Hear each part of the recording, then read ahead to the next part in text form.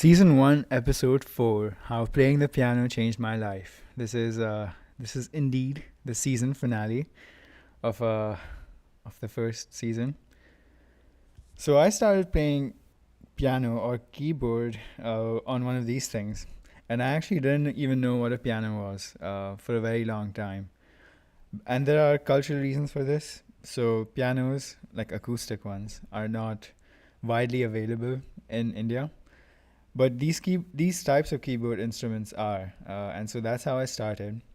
And then I guess my parents recognized that I wasn't completely tone deaf, and so they enrolled me in lessons and supported me as they always have.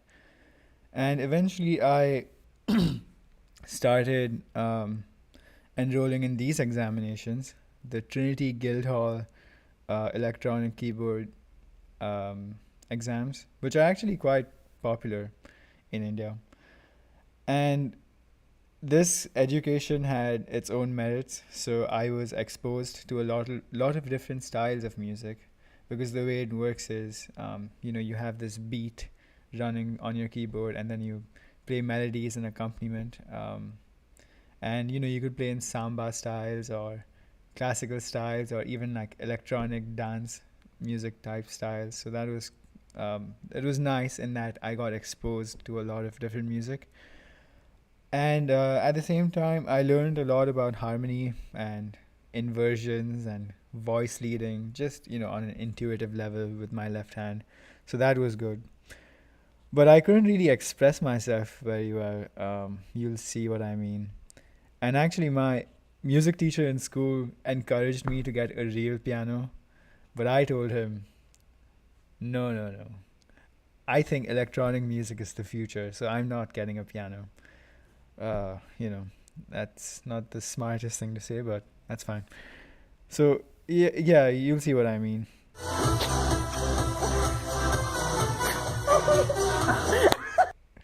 Yeah, I mean, I'm obviously playing that song very sarcastically. That's Spaceman by Hardwell, by the way. So, I was like producing music, and I liked thinking of music on an intellectual level, but given the performance background I had, I found it very hard to express anything worthwhile on on that instrument.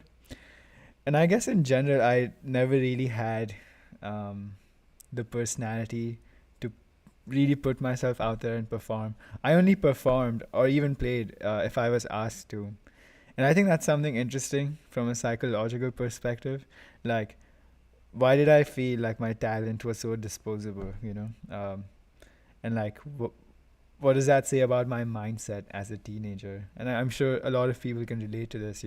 Maybe they are talented in the environment, they are considered as talented in the environment that they're in, and they have everyone's support and all of that. They have the means to pursue whatever they want to pursue. But then the teenager thinks to himself, oh, you know what, all this is fine, but all I want to do is play video games, which is what I did. So yeah, it's interesting. I mean, there's nothing wrong with playing video games or being unambitious in life in general, but yeah, it's interesting. Also, I mostly listened to heavy metal and rock when I was young, so I found it very hard to play the keyboard in general. I guess you can say, oh, but Jordan Rudess plays, rock stuff. It's never going to be as cool as guitars, I guess. But anyways, let's listen to this.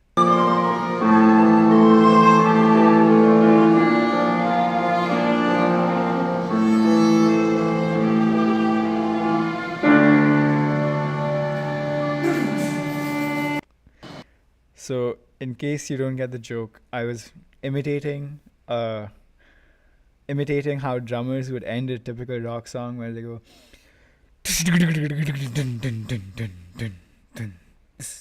but I was doing this in this genre, but it's not appropriate, but it's funny.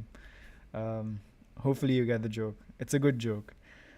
Fun fact, the person who's recording this video was my music teacher in school, and he actually completely changed my trajectory in music, because he really really encouraged me to pursue music. And I was, unambitious and I didn't really care, as I said. But he kind of pushed me, and I'm grateful for that. Anyways, then I left that school and went to a different school for my last 2 years of high school education. And I kind of believed my teacher when he said, you know what, you should start playing the piano and play more serious music, if that makes sense. So I tried playing some easy Chopin music, just, learned it on my own. And I used to play this digital piano that my school had.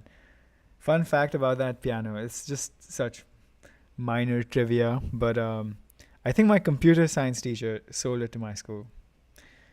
That's very important to know. But yeah, I used to play those pieces like do do do do do do do do do like that Chopin nocturne, and the E minor one, things like this.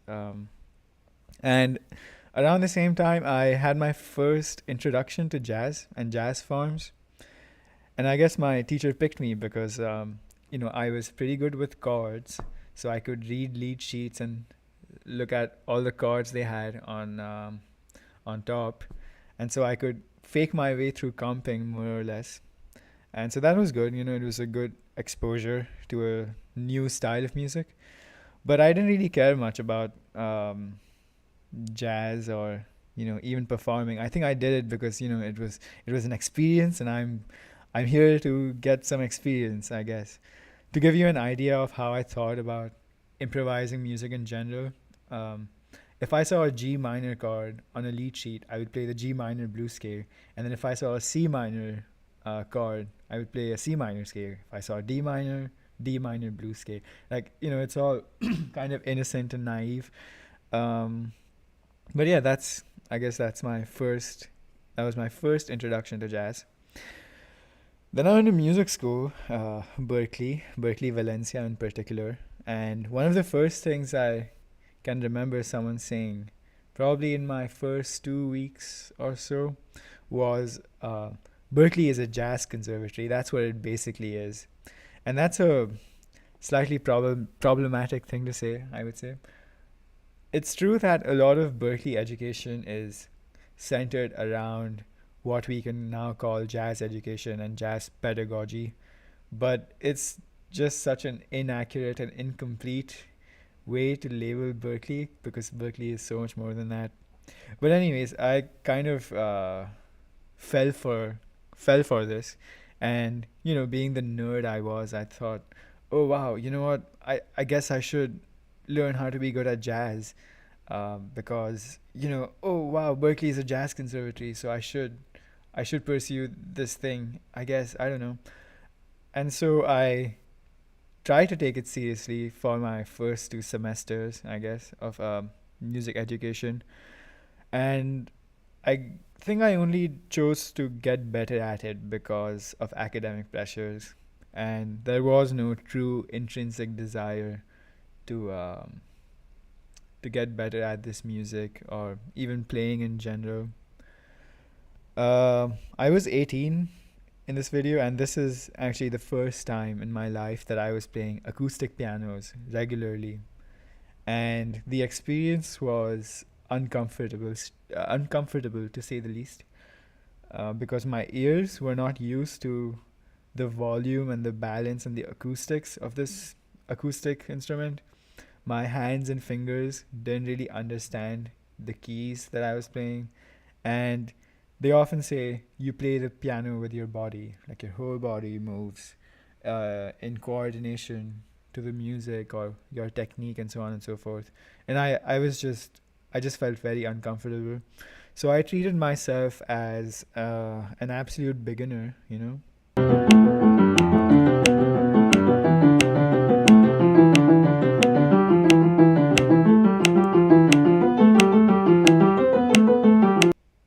Yeah, throwback to my 5% body fat days. That was wild. Anyways, and I think the reason why I felt so disoriented was because of that early experience with, digital instruments. Because I always had a volume knob, so I could change the dynamics just through that alone. all the keys I played on had a lighter touch, and the mechanism was completely different. So all these things, confused me. Also, most arranger workstations, like the digital instruments I grew up playing on, are smaller in size. So I think they're usually around 61 keys or something like that. I guess I could do the math in my head, but I can't. So that was another huge difference, because if you're used to playing a smaller instrument, your body's ability to move alongside the piano, like laterally, I guess, is going to be way different in that situation. And also, my left hand didn't really have any serious development during those days, because again, when you play arranger workstations, you might just chonk out a chord and leave it, and your right hand just plays a melody, and then you just switch the chord, and you never really play accompaniments or more intricate textures, let alone equally demanding things in your left hand, as you would with your right hand. So all of these things they contributed to my feeling of disorientation.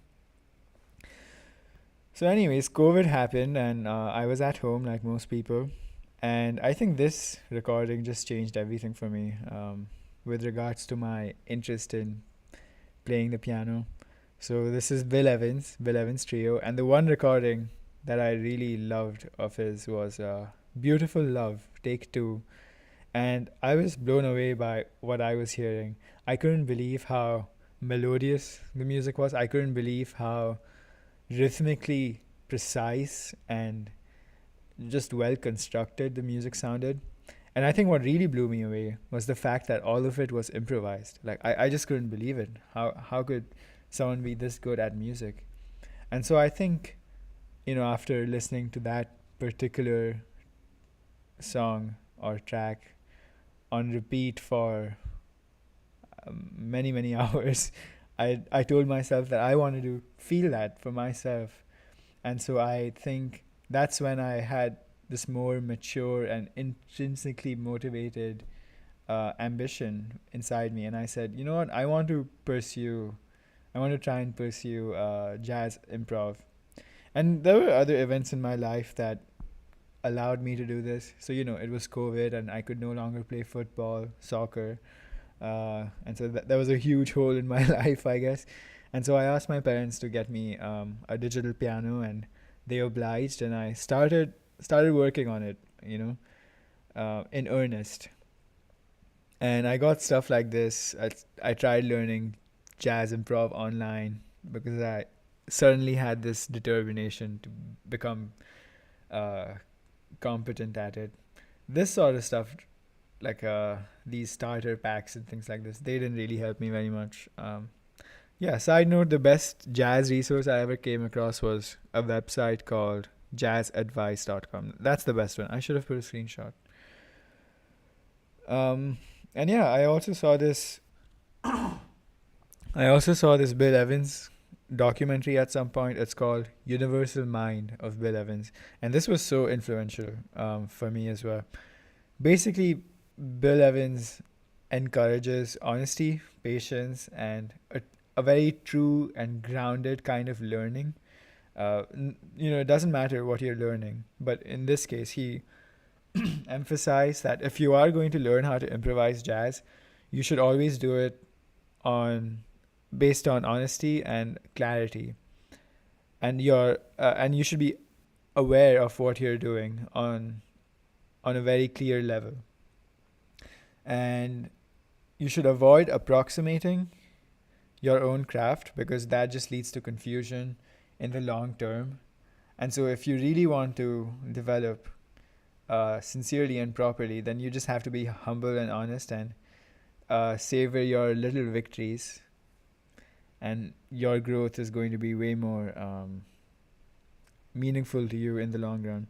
So, I think I was really convinced by this. And again, as a late teen or early 20-year-old, I guess, this was probably the first time I could see myself envisioning some kind of a long term ambition. And it was really important for me to watch this video, because I think this attitude that Bill Evans is talking about pervaded through all aspects of my music making, if not other aspects of my life.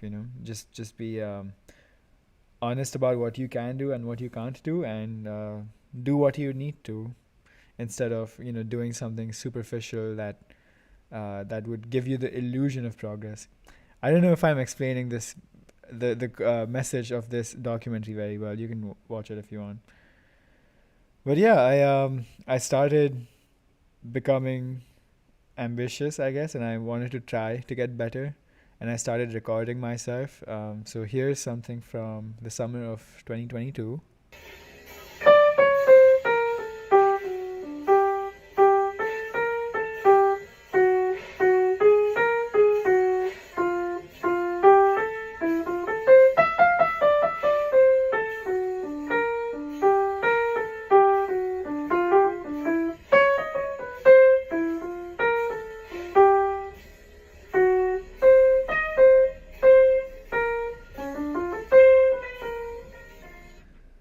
So yeah, I really took Bill's message very seriously, and I said, you know what, I'm just going to start from scratch and be honest about what I can do. And it's scary, it's actually very scary to be a beginner, especially at a place like Berklee, where you have all these performers who've been shredding since they were kids, and then you show up, you're not really knowing anything, and then you're playing this in a practice room. It's scary. You feel very small.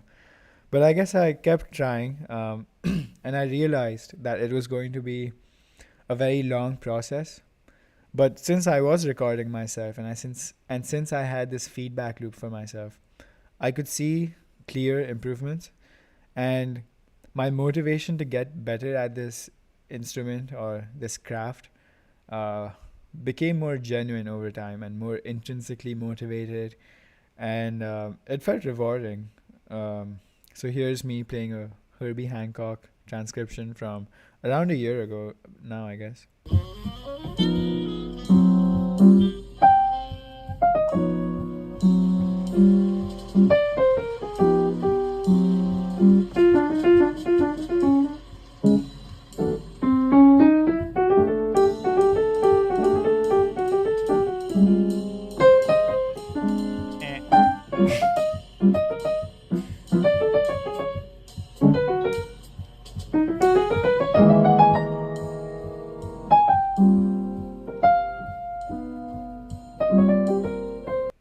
Yeah, I love that solo. Um, and alongside all of this, alongside literally getting better, I think I really started to love jazz music as well. I think the music just connects to me very deeply now, and I really love all these players that I have transcribed, and all these other players that I listen to. And yeah, I just enjoyed the process of learning the music and transcribing, and the whole learning process, just so amazing.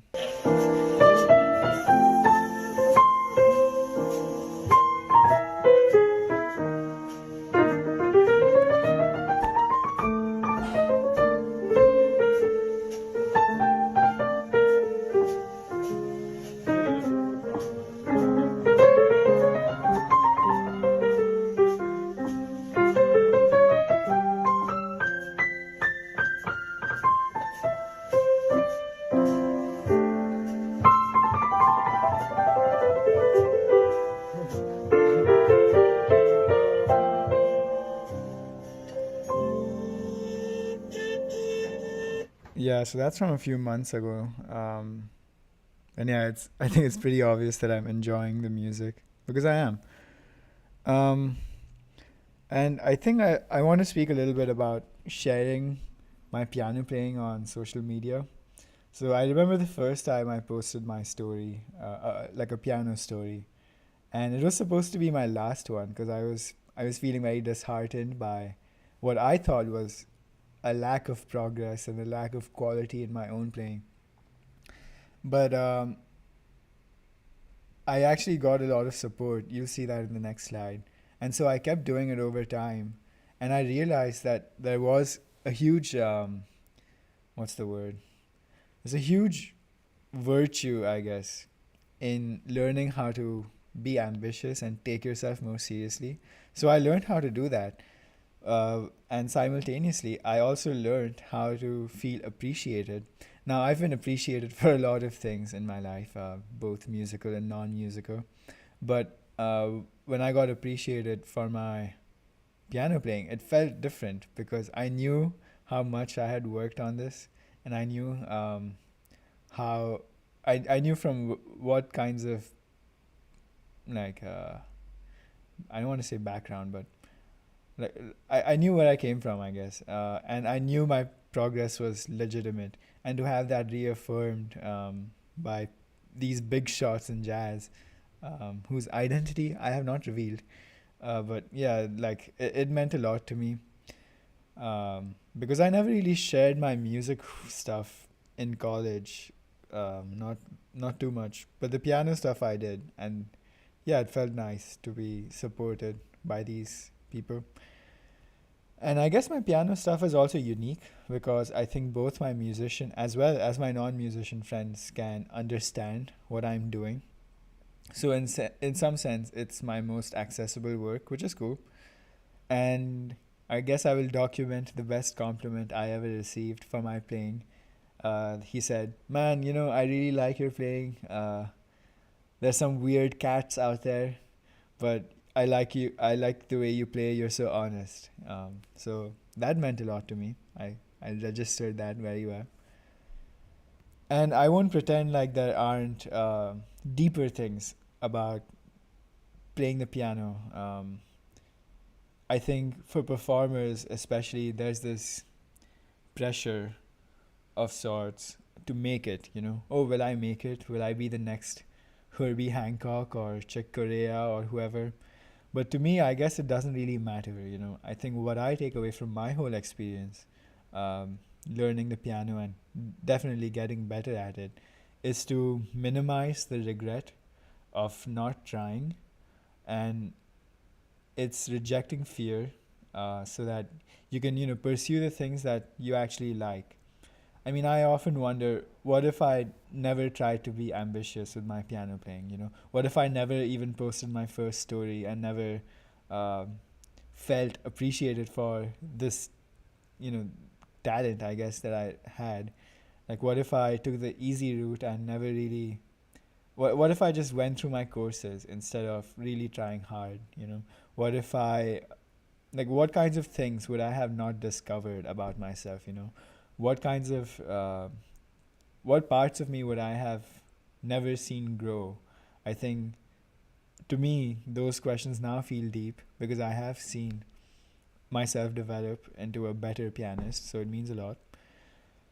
And yeah, in a slightly secondary sense, it is also hard to share your music. It is hard to be vulnerable, and I think playing the piano captures that perfectly.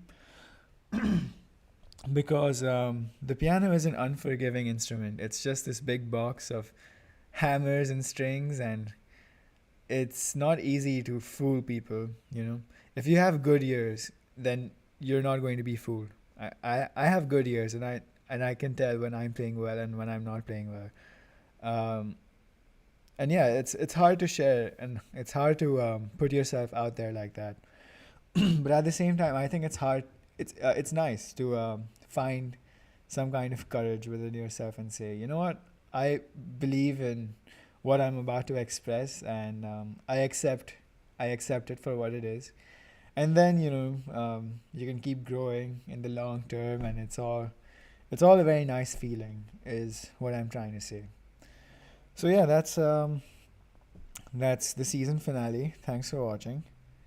And yeah, there's no fun activity for today, but I guess season 2 is definitely on its way, and it'll be about more interesting things, like other people's musical journey.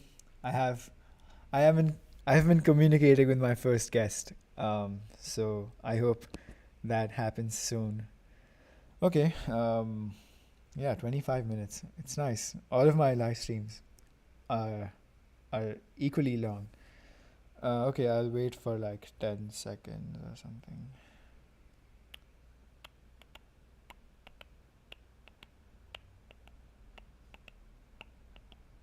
Okay, bye.